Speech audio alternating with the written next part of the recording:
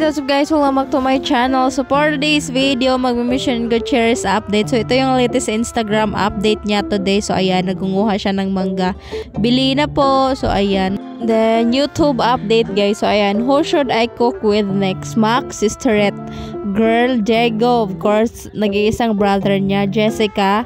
And ayan, daming votes sa dad guys. So ayan, 71% yung dad na vote.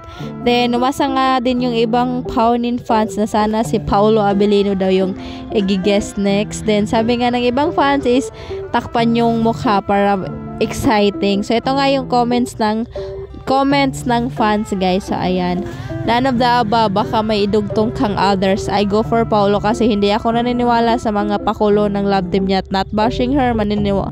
Naniniwala kasi ako na kayo pa rin ng mama na yon.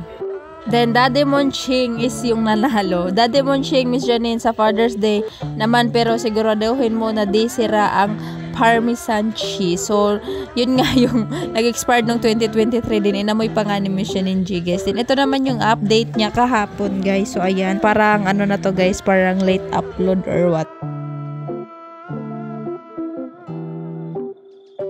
Then of course, kasama sa My Day, di mawawala yung foodie pag may ganaps. Ayan, nakatag naman kung saan sila banda. Ayan, daming foodies live. Sabi nga ni Miss Maymay Entrata is kahit anong kain ni Miss Janine Gutierrez is hindi pa din tumataba, sexy pa rin.